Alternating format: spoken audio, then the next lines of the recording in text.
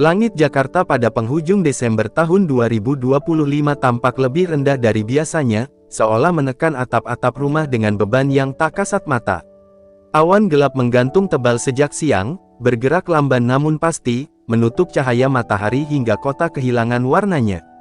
Udara terasa lembab dan berat, memberi firasat bahwa hujan kali ini bukan sekadar hujan sore yang biasa dilupakan. Tetes pertama jatuh dengan ragu, disusul dentuman air yang kian rapat menghantam aspal dan genteng. Dalam hitungan menit, suara hujan berubah menjadi gemuruh yang menelan bunyi klakson, percakapan, bahkan deru mesin kendaraan. Jakarta yang biasanya riuh, perlahan terbungkam oleh satu suara yang mendominasi segalanya. Di jalan-jalan utama, kendaraan mulai melambat. Lampu rem menyala berderet, memantul di genangan tipis yang semakin melebar. Pengendara motor berteduh di bawah jembatan, sementara pejalan kaki berlari menutup kepala dengan apa saja yang bisa melindungi mereka dari amukan langit. Hujan tak memberi ruang untuk menawar. Di permukiman padat, warga berdiri di teras rumah, menatap saluran air yang mulai penuh. Beberapa masih mencoba menenangkan diri, meyakinkan bahwa hujan akan segera reda. Namun arus di selokan bergerak tak wajar, membawa sampah, ranting, dan lumpur yang berputar tanpa arah, seakan kehilangan jalan pulang. Petir menyambar di kejauhan, disusul guntur yang menggetarkan kaca jendela. Cahaya sesaat itu memperlihatkan wajah-wajah cemas yang terpantul di balik pintu rumah. Anak-anak ditarik masuk, barang-barang diletakkan lebih tinggi, dan doa-doa lirih mulai terdengar, meski tak pernah diucapkan dengan lantang. Hujan terus mengguyur tanpa jeda. Jam demi jam berlalu, namun intensitasnya justru meningkat. Air mengalir dari atap ke halaman, dari halaman ke jalan, lalu kembali lagi tanpa sempat menghilang. Jakarta seperti kehilangan kemampuan untuk menyerap apa yang diturunkan langit malam itu. Di bantaran sungai, air mulai merayap naik, mendekati batas yang selama ini dianggap aman. Beberapa warga keluar membawa senter, memeriksa ketinggian air dengan tatapan gelisah. Setiap menit terasa lebih lama, setiap riak sungai menyimpan ancaman yang sulit ditebak. Listrik sempat berkedip di beberapa wilayah, membuat kegelapan datang dan pergi secara tiba-tiba. Dalam cahaya redup, bayangan hujan terlihat seperti tirai tebal yang menutup pandangan. Jakarta tak hanya basah, tetapi juga kehilangan kendali atas dirinya sendiri. Di balik jendela, ponsel-ponsel mulai berbunyi, notifikasi demi notifikasi masuk silih berganti. Pesan peringatan cuaca ekstrim menyebar cepat, namun hujan sudah lebih dulu mengambil alih keadaan. Tak ada lagi waktu untuk bersiap, yang tersisa hanyalah bertahan. Malam itu, tanpa disadari banyak orang, Jakarta sedang melangkah ke ambang bencana. Hujan yang terus turun bukan sekadar air dari langit, melainkan awal dari rangkaian peristiwa yang akan mengubah akhir tahun menjadi catatan kelam dalam ingatan kota. Air yang sejak malam merayap perlahan kini berubah menjadi ancaman nyata ketika fajar belum sempat menyingsing. Hujan tak menunjukkan tanda-tanda melemah, justru turun dengan irama yang lebih kejam. Dari balik jendela rumah-rumah warga, terlihat jalanan mulai menghilang, tertutup genangan yang memantulkan cahaya lampu dengan wajah muram. Di kawasan Pejaten Timur, Sungai Ciliwung mencapai batas tertingginya dalam waktu singkat. Arus coklat pekat berputar cepat, menghantam dinding penahan dengan bunyi berat yang membuat dada sesak. Warga yang tinggal di bantaran sungai terbangun oleh teriakan tetangga, bukan oleh alarm, karena air sudah menyentuh anak tangga pertama. Pintu-pintu rumah didorong dari dalam, namun tekanan air di luar jauh lebih kuat. Dalam beberapa menit, lantai yang biasanya kering berubah licin. Perabotan mulai mengapung, dan warga hanya sempat menyelamatkan barang paling penting sebelum arus merangsek lebih jauh ke dalam rumah.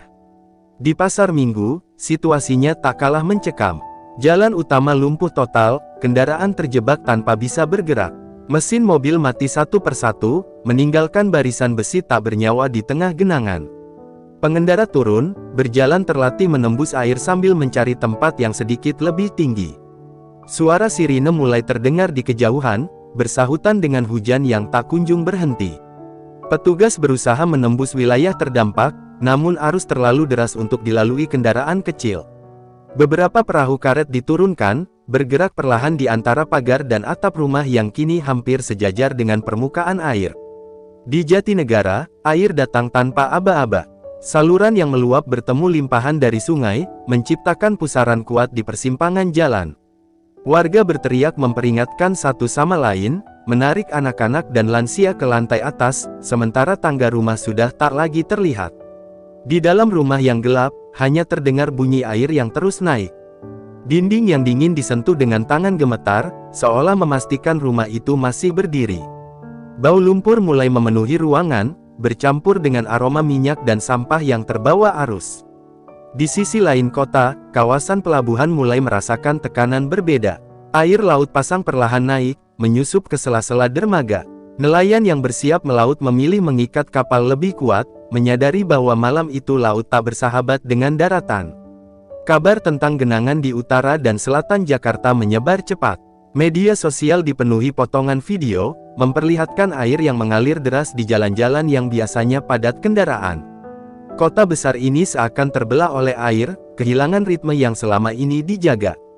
Hujan masih turun ketika matahari akhirnya muncul malu-malu di balik awan. Cahaya pagi memperlihatkan kerusakan yang tak bisa lagi disembunyikan. Rumah-rumah terendam hingga jendela, kendaraan terjebak di posisi miring, dan warga berdiri terpaku menatap lingkungan yang berubah drastis dalam semalam. Di tengah kepanikan itu, satu kesadaran mulai muncul, ini bukan banjir biasa.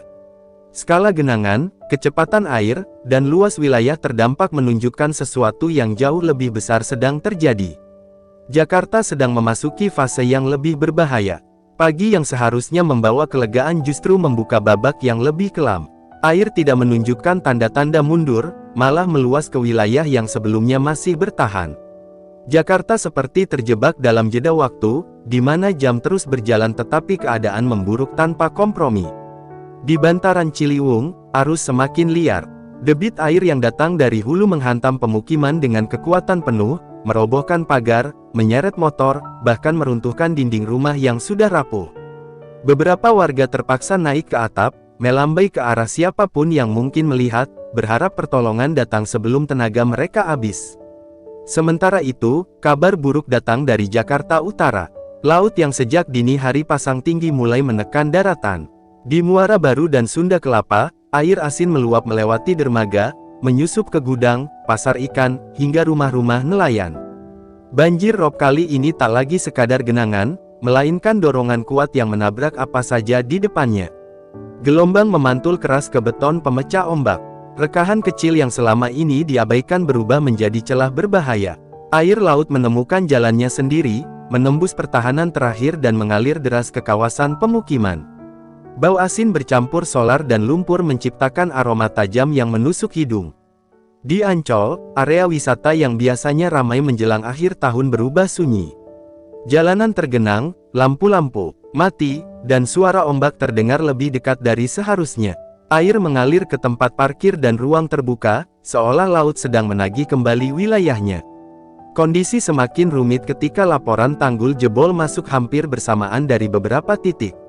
Struktur yang tak mampu menahan tekanan akhirnya menyerah. Air menerobos dengan kecepatan tinggi, menciptakan arus baru yang sulit diprediksi arahnya. Wilayah yang semula aman mendadak ikut terendam. Di sekitar Jakarta International Stadium, genangan meluas cepat. Akses jalan terputus, kendaraan besar tak bisa melintas, dan kawasan itu terisolasi dalam hitungan jam. Bangunan megah berdiri dikelilingi air, menjadi simbol kontras antara kemajuan kota dan rapuhnya sistem penyangga. Di dalam rumah-rumah yang terendam, warga berjuang mempertahankan ketenangan. Barang-barang diletakkan setinggi mungkin, dokumen dibungkus plastik, dan anak-anak dipeluk erat agar tak panik. Setiap suara dari luar membuat jantung berdegup lebih kencang, takut ada sesuatu yang runtuh. Tim darurat bergerak tanpa henti, namun jangkauan mereka terbatas. Perahu karet hilir mudik mengevakuasi warga, melewati atap rumah dan papan reklame yang kini nyaris sejajar dengan permukaan air. Teriakan instruksi bercampur tangis dan doa, membentuk paduan suara kepanikan. Di ruang-ruang pengungsian sementara, warga mulai berkumpul. Wajah lelah, pakaian basah, dan pandangan kosong mendominasi ruangan. Mereka saling berbagi cerita tentang rumah yang ditinggalkan, tentang air yang datang terlalu cepat untuk dilawan. Hari terus berjalan, tetapi Jakarta tak kunjung pulih. Banjir dari sungai dan laut bertemu, menciptakan tekanan ganda yang memperparah keadaan. Kota ini tak hanya dikepung air, tetapi juga oleh kesadaran pahit bahwa bencana kali ini jauh lebih besar dari perkiraan.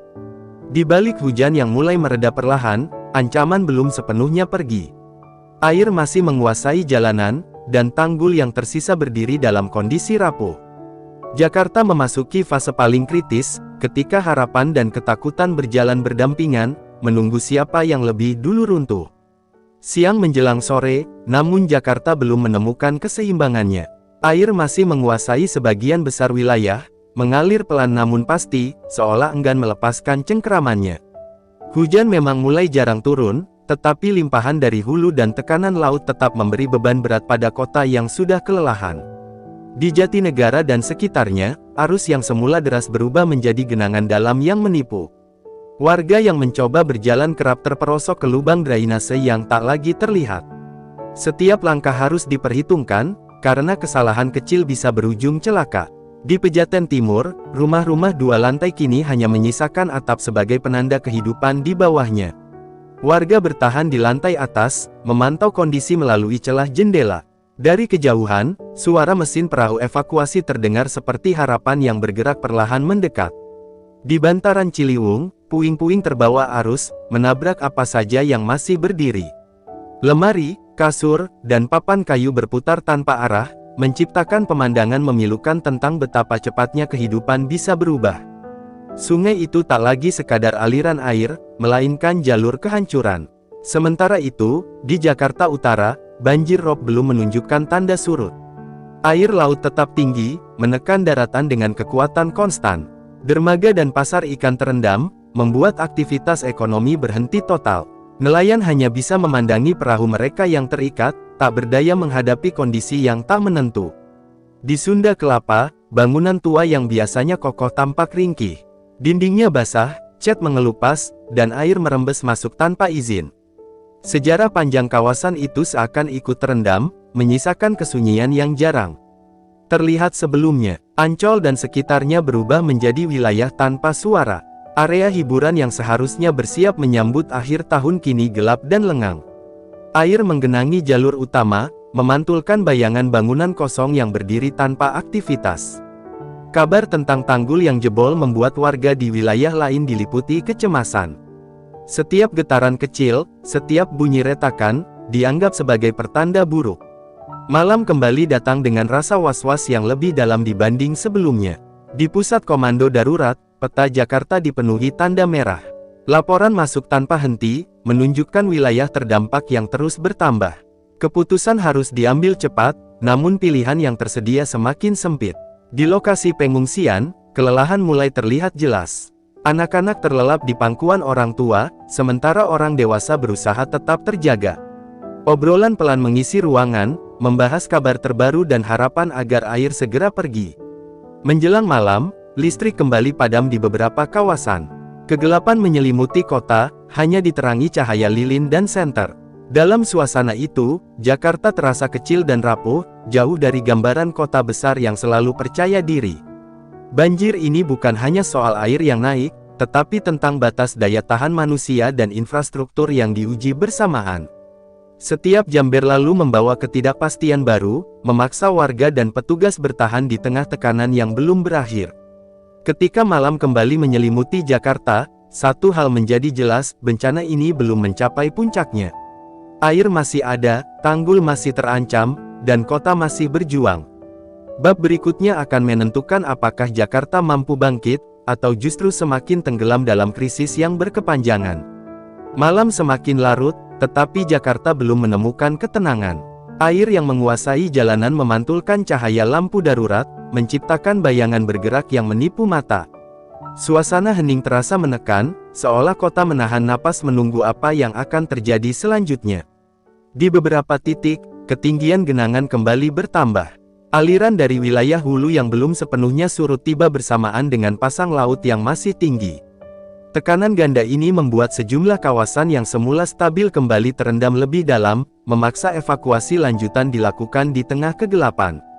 Perahu-perahu karet bergerak perlahan, menyusuri lorong-lorong permukiman yang kini menyerupai kanal. Petugas memanggil warga dari pintu ke pintu, memastikan tak ada yang tertinggal. Di balik jendela rumah, Wajah-wajah lelah muncul sejenak, lalu menghilang setelah naik ke perahu dengan membawa tas kecil berisi sisa hidup mereka. Di Jakarta Timur, beberapa bangunan mulai menunjukkan tanda-tanda kerusakan serius. Dinding retak, lantai amblas, dan suara kayu patah terdengar samar di sela gemericik air. Warga yang menyaksikan hanya bisa terdiam, menyadari bahwa rumah yang mereka bangun bertahun-tahun mungkin tak lagi bisa dihuni. Sementara itu, di wilayah utara, air laut tetap bertahan di level tinggi. Pompa-pompa bekerja tanpa henti, namun hasilnya nyaris tak terlihat. Setiap kali air berkurang sedikit, gelombang pasang kembali mendorongnya masuk, menciptakan siklus yang melelahkan bagi siapapun yang berjaga. Di sekitar Jakarta International Stadium, genangan mulai merambah area yang lebih luas. Jalan akses tertutup total, membuat kawasan itu seperti pulau terasing. Bangunan megah yang biasanya menjadi simbol kebanggaan kini dikelilingi air gelap, kontras dengan lampu-lampu yang masih menyala di kejauhan. Pusat pengungsian semakin padat, selimut dibagikan, makanan sederhana disiapkan, dan relawan berusaha menjaga suasana tetap tenang. Anak-anak mulai bertanya kapan mereka bisa pulang, sementara orang tua hanya mampu menjawab dengan senyum tipis yang menyembunyikan kegelisahan. Di sudut ruangan, beberapa warga memandangi layar ponsel, mengikuti perkembangan situasi. Informasi datang silih berganti, sebagian memberi harapan, sebagian justru menambah kecemasan. Jakarta seolah menjadi satu layar besar yang menampilkan potret krisis dari berbagai sudut. Menjelang dini hari, hujan kembali turun meski tak sekeras sebelumnya. Tetesannya cukup untuk mengingatkan bahwa ancaman belum sepenuhnya pergi. Setiap bunyi air yang jatuh ke permukaan genangan terasa lebih nyaring dalam keheningan malam. Petugas darurat tetap berjaga, mata mereka memerah karena kurang tidur. Koordinasi dilakukan tanpa henti, memastikan bantuan sampai ke wilayah yang paling membutuhkan. Di tengah kelelahan itu, tekad untuk bertahan menjadi satu-satunya bahan bakar yang tersisa.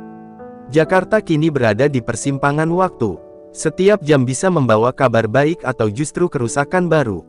Kota ini diuji bukan hanya oleh air yang menggenang, tetapi oleh kesabaran dan solidaritas warganya yang dipaksa hidup dalam ketidakpastian.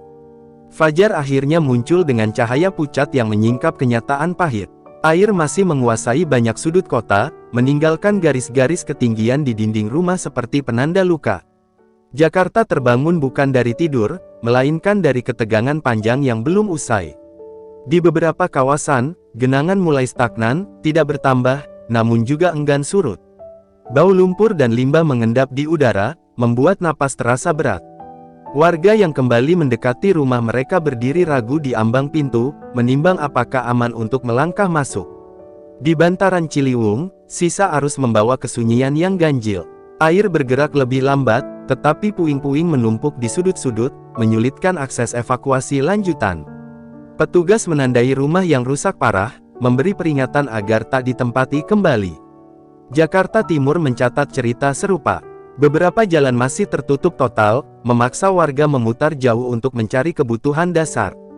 Warung darurat bermunculan di tempat tinggi, menjual air minum dan makanan instan, menjadi simpul kehidupan sementara di tengah keterbatasan. Di utara, pasang laut akhirnya menahan diri. Pompa bekerja lebih efektif ketika tekanan berkurang, perlahan membuka jalur kering di dermaga dan pasar. Namun bekas genangan asin meninggalkan karat dan kerusakan yang tak bisa dipulihkan dalam sehari. Sunda Kelapa mulai berdenyut pelan. Kapal-kapal diperiksa satu persatu, tali ditarik, mesin diuji. Aktivitas belum normal, tetapi harapan muncul dari gerak kecil yang menandai niat untuk bangkit. Ancol tetap sunyi, menyisakan genangan di sudut-sudut parkir dan taman. Petugas kebersihan menyapu lumpur yang mengering, sementara papan pengumuman ditutup terpal. Kota menahan euforia akhir tahun, menggantinya dengan kerja sunyi memulihkan diri. Di sekitar Jakarta International Stadium, akses dibuka terbatas. Air ditarik menjauh, menyisakan jalan berlumpur dan marka yang pudar. Bangunan itu berdiri tegak, seakan menjadi saksi bahwa daya tahan bisa lahir dari tekanan. Pengungsian mulai diatur ulang, data penduduk diperbarui, bantuan disalurkan lebih rapi, dan layanan kesehatan bergerak mendekati wilayah terdampak. Anak-anak kembali tertawa kecil saat menerima buku dan mainan sederhana, semburat normalitas di tengah krisis. Di pusat komando, peta kota berganti warna. Titik merah menyusut, digantikan kuning yang menandai pemulihan awal. Keputusan kini beralih dari penyelamatan ke penataan, dari darurat ke rehabilitasi. Namun kewaspadaan tetap dijaga. Prakiraan cuaca masih menyimpan ketidakpastian, dan tanggul yang lelah butuh perhatian serius. Setiap langkah pemulihan disertai perhitungan agar luka tak terbuka kembali. Menjelang senja, Jakarta berdiri di antara sisa genangan dan tekad baru. Bencana ini telah menorehkan pelajaran mahal tentang rapuhnya kota dan kuatnya warganya. Bab berikutnya akan menguji apakah pelajaran itu dipegang, atau kembali hanyut bersama air yang pernah datang tanpa ampun. Senja membawa warna jingga pucat yang memantul di sisa genangan, memberi ilusi ketenangan yang rapuh. Jakarta belum pulih, namun denyutnya mulai terasa lagi. Di antara lumpur yang mengering dan bau lembab yang tertinggal, kota ini perlahan belajar berdiri tanpa tergesa. Warga mulai membersihkan rumah dengan peralatan seadanya. Ember, sapu, dan kain lap bergerak beriringan, menyingkirkan sisa bencana yang melekat di dinding dan lantai. Setiap usapan menyimpan cerita kehilangan, tetapi juga tekad untuk tidak menyerah pada keadaan. Di bantaran sungai, relawan menata jalur aman agar bantuan dapat masuk. Tumpukan puing dipindahkan, papan-papan dipaku ulang, dan tanda peringatan dipasang di titik rawan. Sungai yang kemarin mengamuk kini mengalir lebih tenang, menyisakan kewaspadaan yang tak boleh lengah. Jakarta Timur mulai membuka kembali akses utama. Alat berat bergerak pelan, mengangkat lumpur dan kendaraan yang terjebak.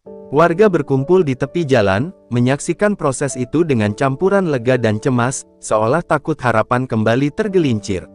Di wilayah pesisir, sisa air asin meninggalkan bekas perih. Pompa dimatikan satu persatu setelah tugasnya rampung, sementara teknisi memeriksa kerusakan yang tak kasat mata. Dermaga yang basah kini sunyi, namun persiapan untuk beraktivitas kembali sudah dimulai. Sunda Kelapa menampilkan wajah tua yang tabah. Bangunan bersejarah berdiri dengan cat terkelupas, tetapi masih utuh. Warga setempat saling membantu, mengikat tali, membersihkan lorong, dan berbagi kabar baik sekecil apapun yang bisa menguatkan. Ancol belum kembali ramai, namun cahaya lampu menyala kembali di beberapa sudut. Petugas mengeringkan jalur pejalan kaki, menutup area yang belum aman, dan menyusun rencana pembukaan bertahap. Kota memilih berhati-hati, belajar dari luka yang baru saja dialami. Di sekitar stadion, aktivitas terbatas berlanjut. Genangan surut menyisakan tanah lunak dan jejak ban. Bangunan megah itu menjadi penanda ketahanan, bukan karena kebal, melainkan karena mampu bertahan di tengah ujian. Pengungsian mulai menyusut. Sebagian warga kembali ke rumah, sebagian lain masih menunggu kepastian. Data diperbarui, bantuan disalurkan lebih tepat, dan layanan kesehatan memeriksa dampak lanjutan yang sering terlambat disadari. Di pusat kendali, keputusan beralih ke tahap berikutnya, perbaikan permanen. Evaluasi tanggul, drainase, dan tata ruang dibahas serius. Tak ada perayaan, hanya kesadaran bahwa waktu untuk menunda sudah habis. Malam mendekat dengan tenang yang asing. Tanpa kembang api, tanpa hiruk-pikuk. Jakarta memilih diam, memberi ruang bagi warganya untuk bernapas dan menghitung kembali apa yang penting. Menjelang pergantian tahun, kota ini berdiri dengan bekas luka yang belum sepenuhnya sembuh. Namun di antara sisa air dan lumpur, tumbuh janji tak tertulis, bahwa ingatan akan bencana ini harus menjadi arah, bukan sekadar catatan, agar ketika hujan kembali datang, Jakarta tak lagi sendirian menghadapi air.